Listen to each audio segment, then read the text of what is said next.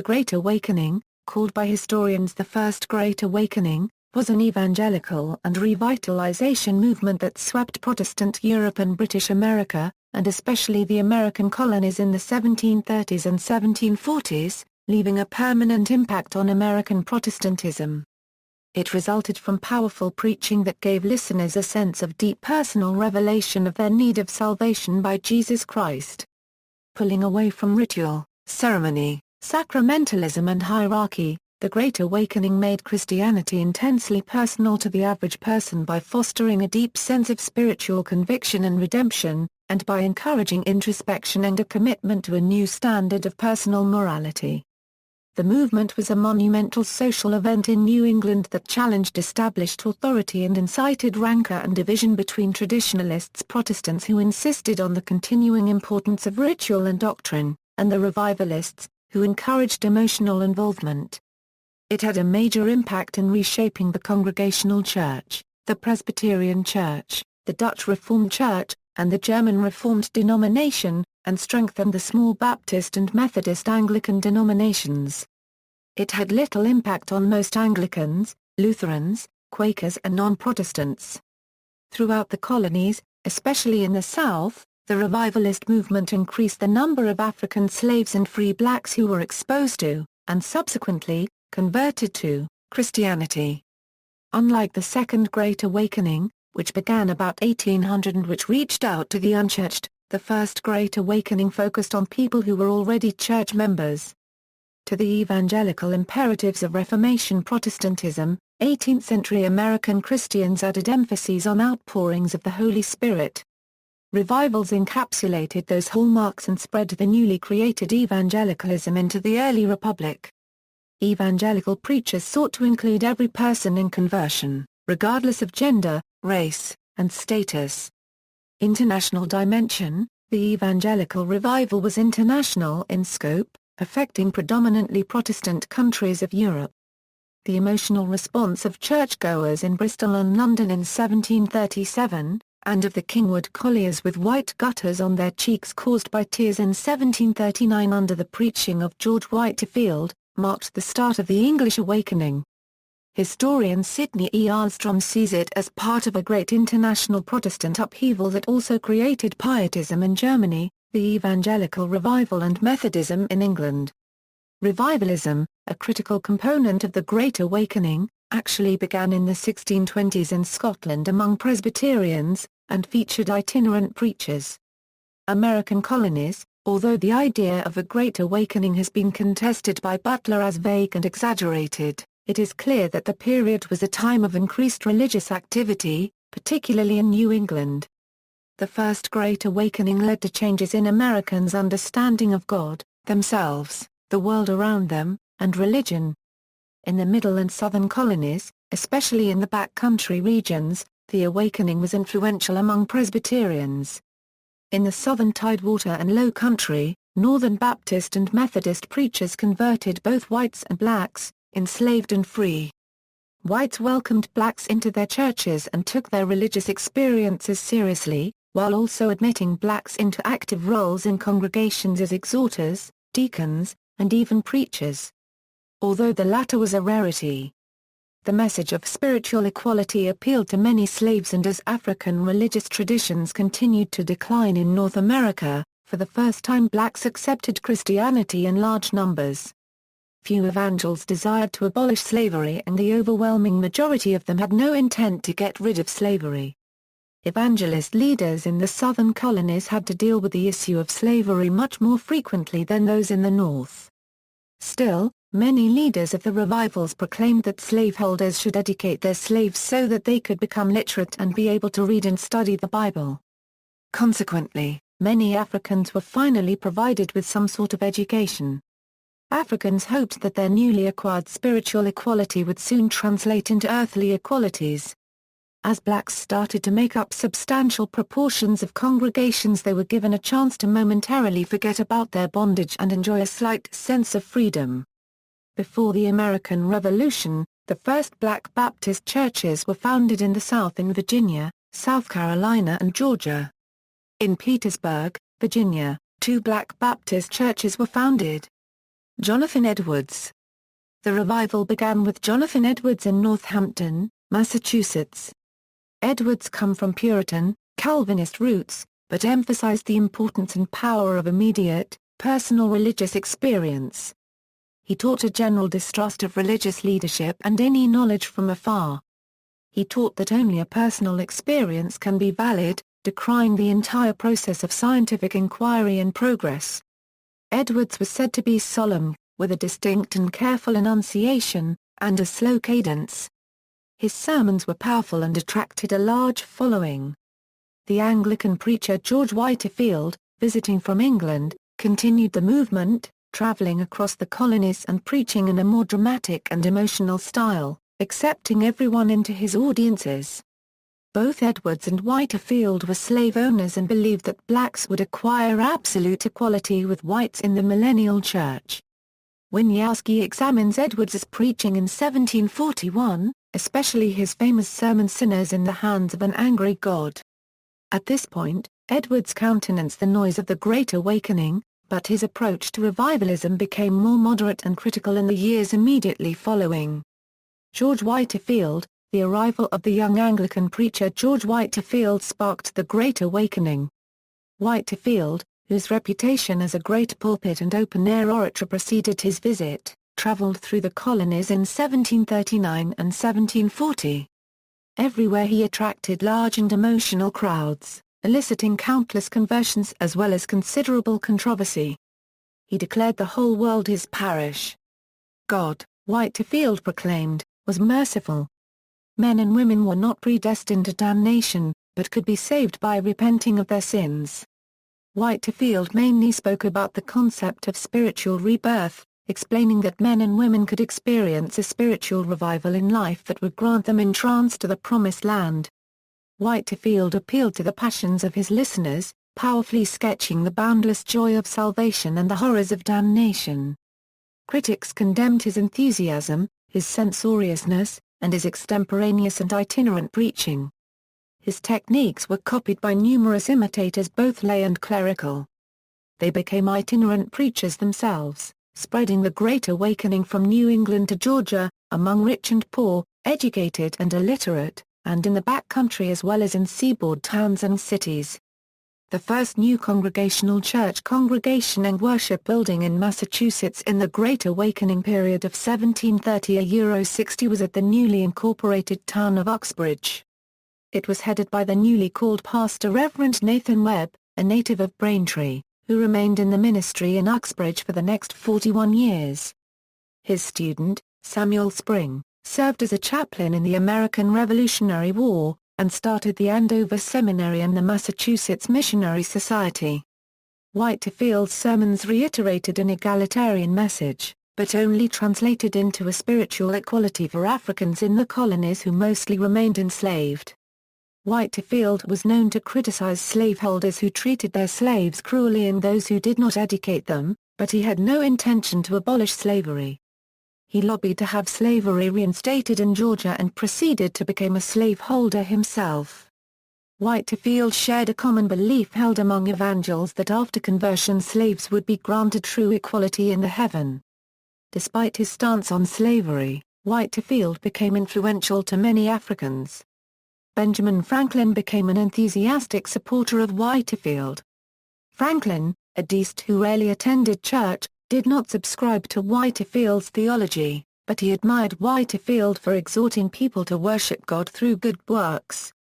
Franklin printed Whitefield's sermons on the front page of his Gazette, devoting 45 issues to Whitefield's activities. Franklin used the power of his press to spread Whitefield's fame by publishing all of Whitefield's sermons and journals.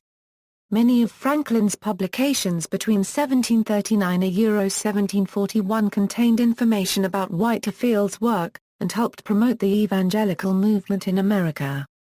Franklin remained a friend and supporter of Whitefield until Whitefield's death in 1770. Samuel Davis, a Presbyterian minister who would later become the fourth president of Princeton University, was noted for converting African slaves to Christianity in unusually large numbers, and is credited with the first sustained proselytization of slaves in Virginia. In a letter Davis wrote in 1757, he references the religious zeal of an enslaved man he had encountered during his journey. "I am a poor slave, brought into a strange country, where I never expect to enjoy my liberty. While I lived in my own country, I knew nothing of that Jesus I have heard you speak so much about. I lived quite careless what will become of me when I die. But I now see such a life will never do, and I come to you, sir, that you may tell me some good things, concerning Jesus Christ, and my duty to God, for I am resolved not to live any more as I have done." Samuel Davis became accustomed to hearing such excitement from many blacks who were exposed to the revivals. Davis believed that blacks could attain knowledge equal to whites if given inadequate education, and he promoted the importance for slaveholders to permit their slaves to become literate so that they could become more familiar with the instructions of the Bible.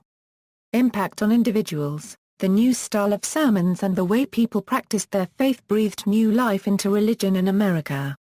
Participants became passionately and emotionally involved in their religion, rather than passively listening to intellectual discourse in a detached manner. Ministers who used this new style of preaching were generally called New Lights, while the preachers who remained unemotional were referred to as Old Lights. People affected by the revival began to study the Bible at home. This effectively decentralized the means of informing the public on religious matters and was akin to the individualistic trends present in Europe during the Protestant Reformation. The awakening played a major role in the lives of women, especially, though rarely were they allowed to preach or take public roles. The awakening led many women to be introspective. Some kept diaries or wrote memoirs. The autobiography of Hannah Heaton, a farm wife of North Haven, Connecticut, tells of her experiences in the Great Awakening, her encounters with Satan, her intellectual and spiritual development, and daily life on the farm.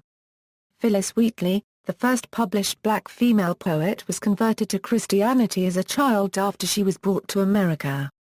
Her beliefs were overt in her works. In a poem she wrote titled On Being Brought from Africa to America, she describes the journey as being taken from a pagan land to be exposed to Christianity in the colonies. Wheatley became so influenced by the revivals and especially George Whitefield that she dedicated a poem to him after his death in which she referred to as an impartial savior. Sarah Osborne adds another layer to the role of women during the awakening. A Rhode Island schoolteacher, Osborne's writings, including a 1743 memoir, various diaries and letters, and her anonymously published The Nature, Certainty and Evidence of True Christianity offer a fascinating glimpse into the spiritual and cultural upheaval of the time period. The emotionality of the revivals appealed to many Africans, and soon after they converted in substantial numbers, African leaders started to emerge from the revivals. These figures would pave the way for the establishment of the first black congregations and churches in the American colonies. Schisms and conflict. The Calvinist denominations were especially affected. For example, Congregational churches in New England experienced 98 schisms, which in Connecticut also had impact on which group would be considered official for tax purposes. These splits were between the New Lights and the Old Lights. It is estimated in New England that in the churches there were about one-third each of New Lights, Old Lights, and those who saw both sides as valid. Connecticut. In Connecticut, the Saybrook Platform of 1708 marked a conservative counter-revolution against a nonconformist tide which had begun with the Halfway Covenant and would culminate in the Great Awakening in the 1740s. The Great Awakening bitterly divided Congregationalists between the New Lights, or Arminians, who welcomed the revivals, and the Old Lights, or Calvinists, who used governmental authority to suppress revivals. Theologically, the Arminians believed that every person could be saved by experiencing a religious conversion and one of the revivals. The Calvinists held that everyone's fate was a matter of predestination, and revivals were a false religion. The legislature, controlled by the Old Lights, in 1742 passed an act for regulating abuses and correcting disorder in ecclesiastical affairs that sharply restricted ministers from leading revivals. Another law was passed to prevent the opening of a New Light seminary. Numerous New Light evangelicals were imprisoned or fined. The New Lights responded by their own political organization, fighting it out town by town.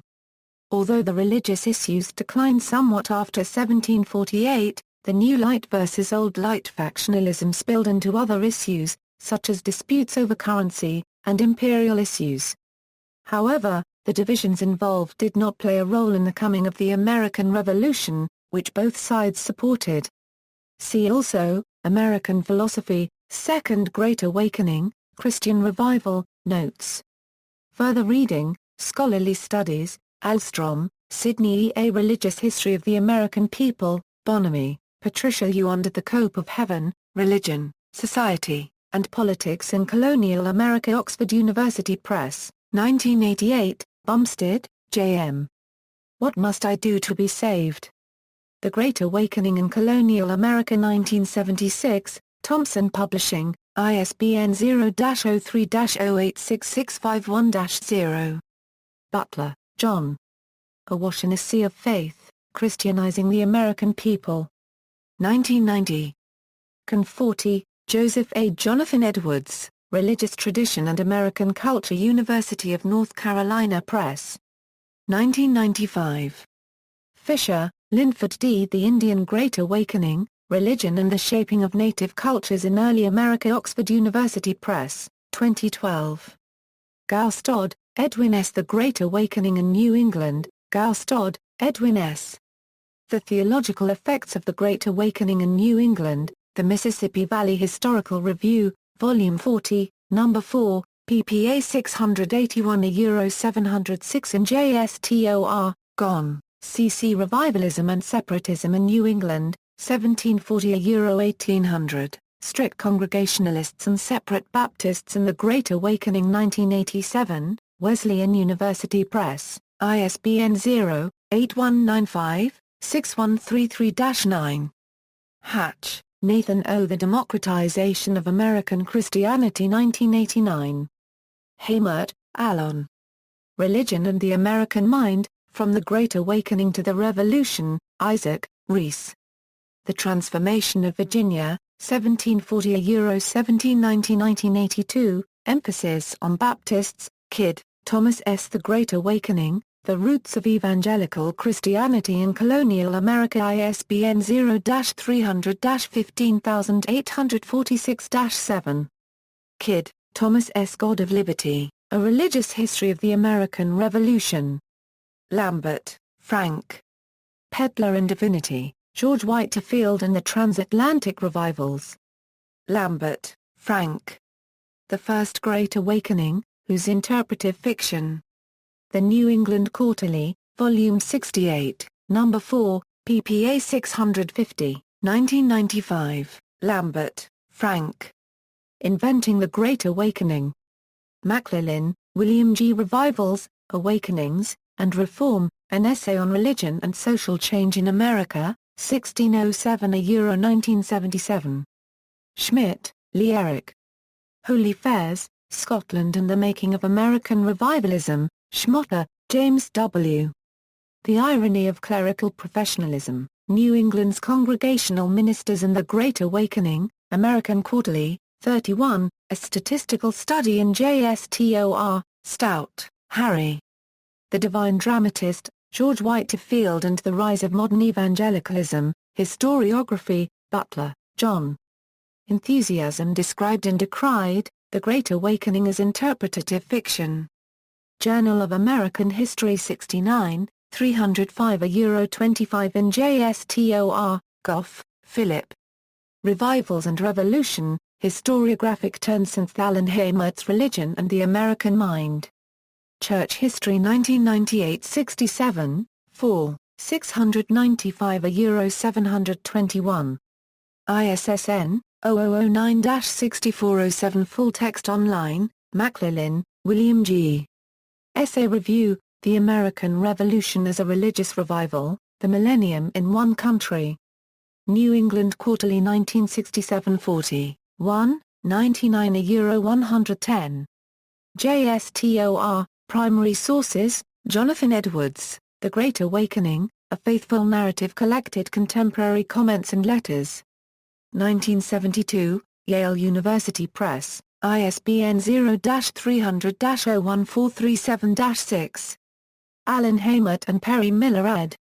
The Great Awakening, Documents Illustrating the Crisis and Its Consequences 1967, Davis, Samuel.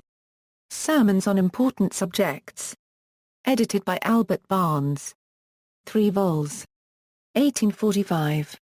Reprint 1967, Gillies, John. Memoirs of Reverend George Whitefield. New Haven, C.N., Hitmore and Buckingham, and H. Mansfield, 1834. Gerard, Devereux. The Life of the Reverend Devereux Gerard. Religion in America, ed. Edwin S. Goustod. New York, Anno, 1969. Whitefield, George. George Whitefield's Journals. Edited by Ian Murray. London, Banner of Truth Trust, 1960. Whitefield, George. Letters of George Whitefield. Edited by S. M. Horton. Edinburgh, UK, Banner of Truth Trust, 1976. External links, Lesson Plan on First Great Awakening. The Great Awakening Comes to Wethersfield, Connecticut, Nathan Cole's Spiritual Travels. I Believe It Is Because I Am a Poor Indian. Samson Ochom's Life as an Indian Minister, The Joseph Bellamy House, The Great Awakening in Puritan New England, A National Park Service Teaching with Historic Places Lesson Plan, Edwards, Sinners in the Hands of an Angry God text.